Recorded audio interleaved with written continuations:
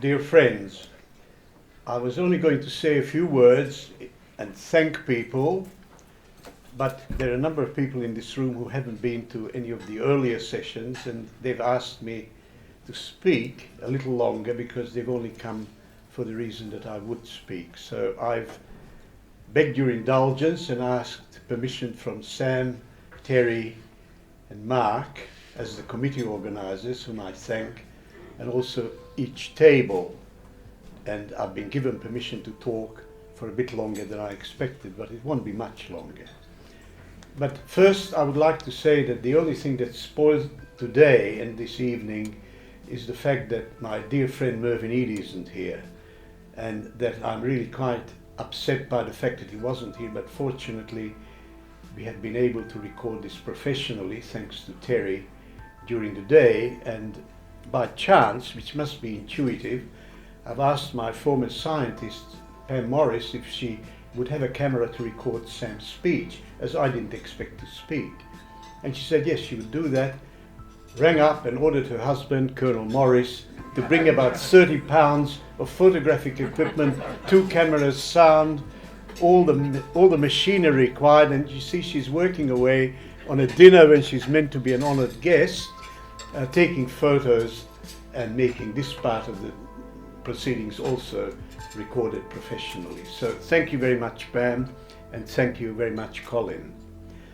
I also wish to thank again all the people who have come, and I would like to thank particularly Emilio, Torborn and Karen for coming all that way, but there are other people here from Sweden as well. Michael Long, whom I welcome, he's my contemporary, a famous ex-Melbourne surgeon, and there are many people also from interstate, and if I forget any, it'll haunt me for the rest of my life, and I do forget a few names, but I would like to thank Cecily Lander and Mervyn Lander, who came from Brisbane. I would like to thank Andrew Black and Margie Black, who came from Adelaide. Roy Barron, he was here today, but he's no longer, he's had to go and do something very important like catch a plane. Graham Chappell, who although he says he lives in Brisbane, also lives in Melbourne some of the time, but not always. And I would like to thank people who I have seen for a very long time, including the Greenbergs, old friends and very good friends from 20, 30, 40 years ago, who have honoured me by coming. Leon Kempler, who I haven't seen for a long time. John Salzberg, who is one of our students at the Austin, head of the Peter MacCallum, who came a little later today. And many, many others. Gary McCarthy, who came from Sydney to be here with us. And as I look around, and with my limited vision, I'm able to see John Dunn, who came from Perth, Ernest Somerville, who came from Sydney, and many other people to whom I'm very grateful for coming. And if I've forgotten names, I apologize, but I cannot by name recount everybody, because I would never get through the little segment I'm going to say to you. But I've written my autobiography, and Sam did a great job about giving an overview of what I've done in relation to the Wallenberg story and the antecedents of that story. I would still like to give you a little bit more information, a little bit of colour, and I hope I'm not going to spoil your evening by telling you this, but my autobiography has been accepted by Monash University Publishing under the name and under the title of Saved to Remember, Budapest, Wallenberg, 1944 and after, and we've signed the contract, and the cover actually showed a bridge across the river Arno instead of the river Danube because of the potential ignorance of the artist at Monash. That's been corrected, and they've put the appropriate blown up bridge across the Danube on the cover. But there is a particular chapter in this which is probably the most dramatic, and I will talk about that. I had 8 close shaves. As you know, after the German occupation of Hungary on the 19th of March 1944, the Hungarian fascists already had in their drawer the plans to deport all of Hungary's 800,000 Jews. And they've managed actually in 6 weeks to deport 436,000 of them, largely to Auschwitz. Budapest, the capital, where approximately 200,000 Jews were hidden or living in tremendous overcrowding, was meant to be the last district. And the Germans were going to use that particular city as the last site for deporting people to Auschwitz. And it so happened that they've started by deporting the outer suburbs. And some of my relatives who lived in the outer suburbs were in fact deported to Auschwitz and never seen again. We lived about 2 kilometers from the outer suburbs. So had we not moved into a protected house at that time, we would have been 2 kilometers away and possibly a week away from being deported and gassed. So we were very lucky, but that was the first close shave. We did not live in the outer suburbs by this time. My grandmother died on April the 21st, 1944.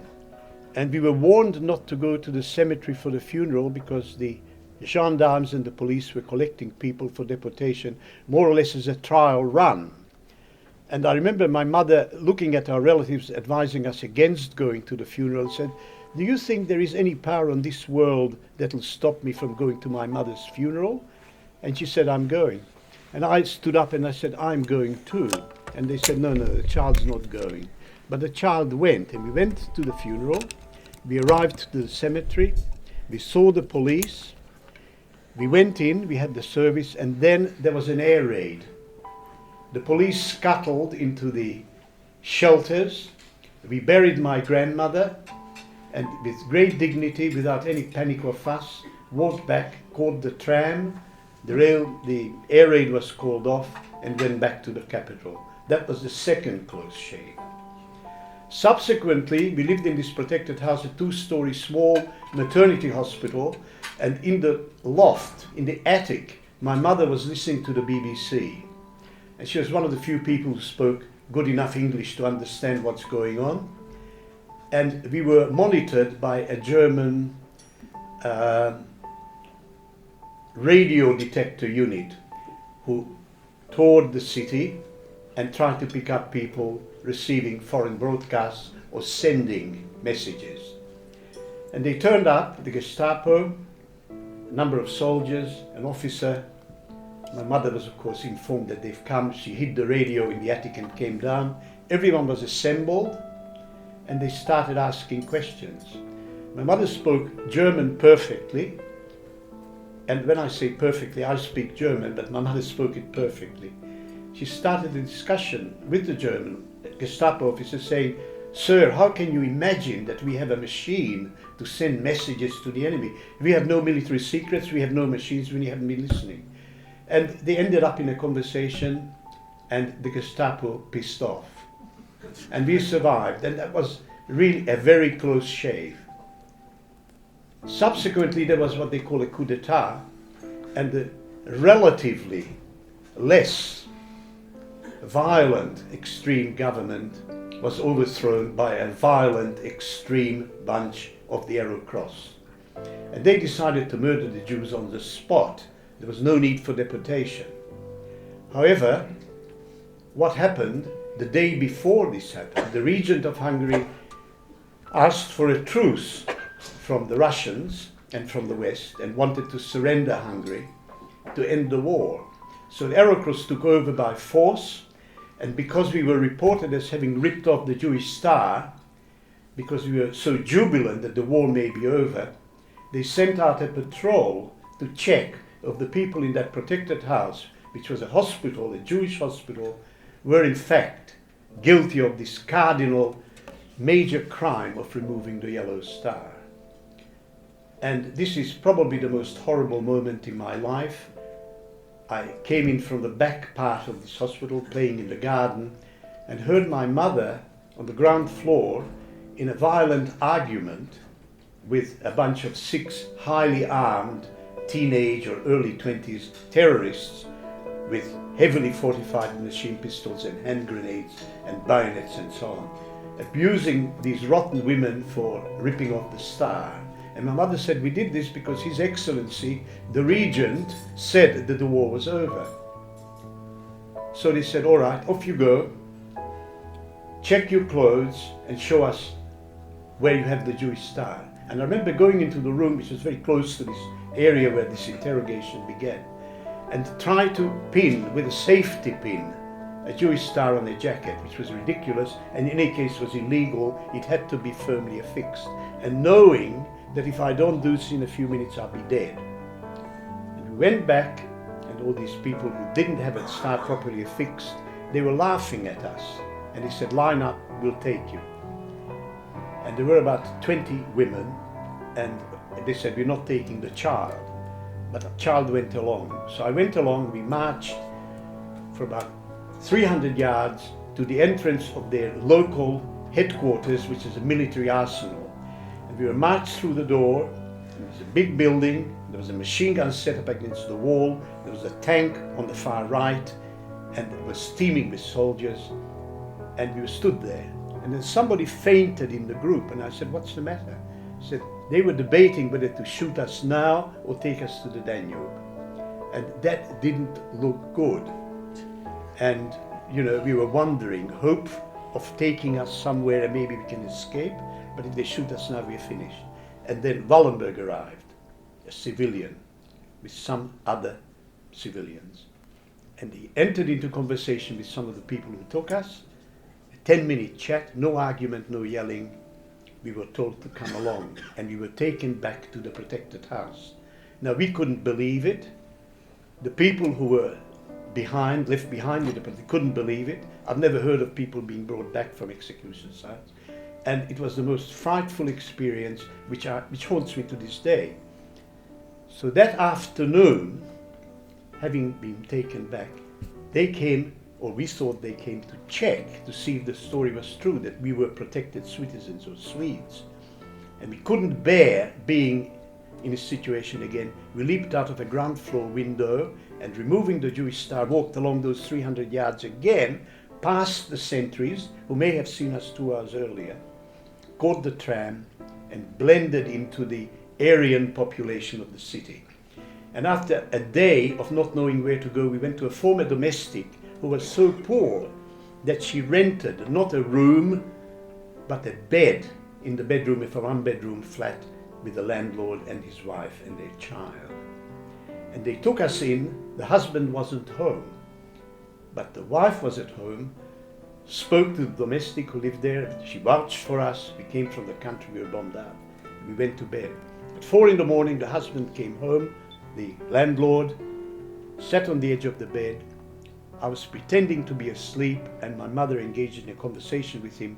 We came from the country, we were Christians, we were bombed out.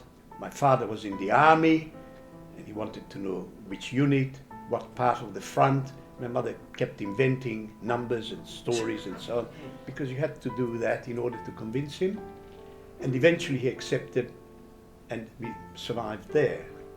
But the tension was so much, I told my mother the following day, I didn't even try to keep awake because I couldn't have lied as well as she did, and I couldn't have corroborated her story because I really didn't know what she was going to say.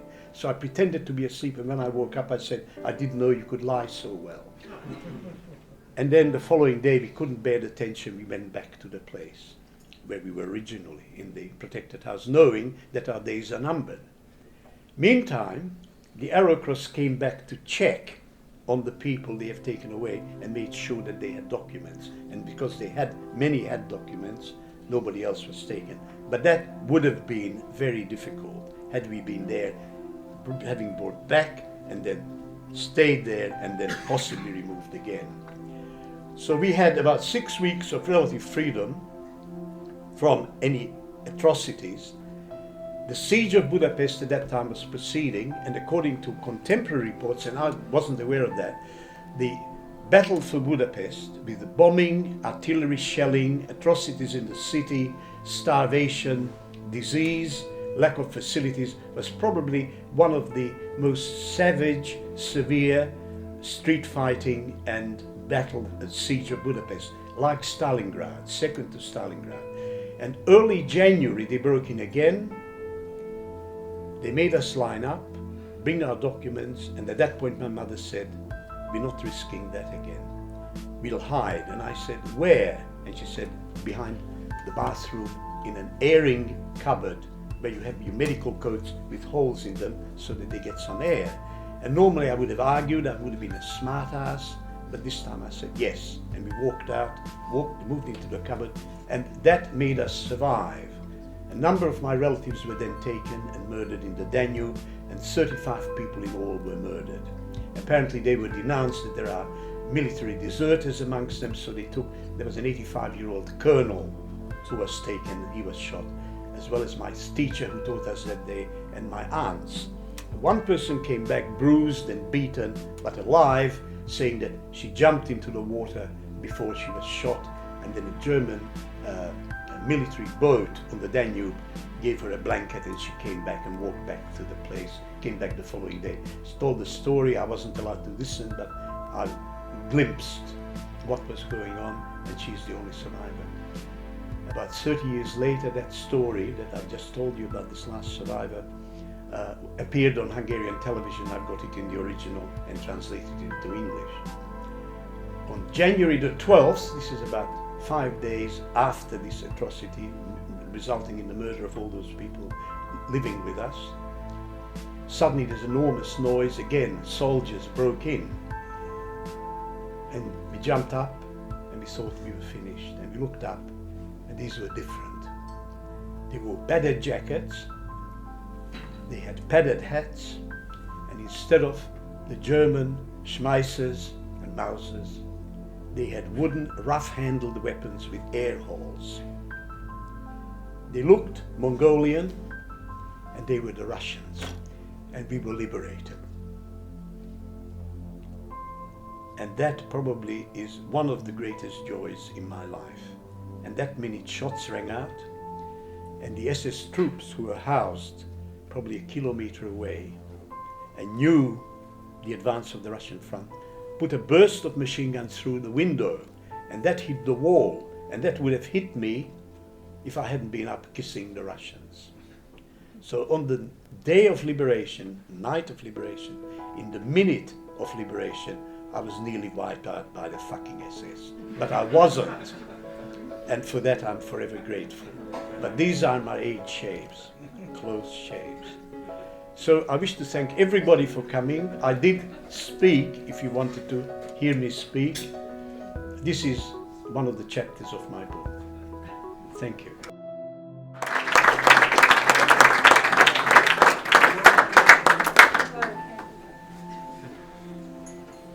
Shall I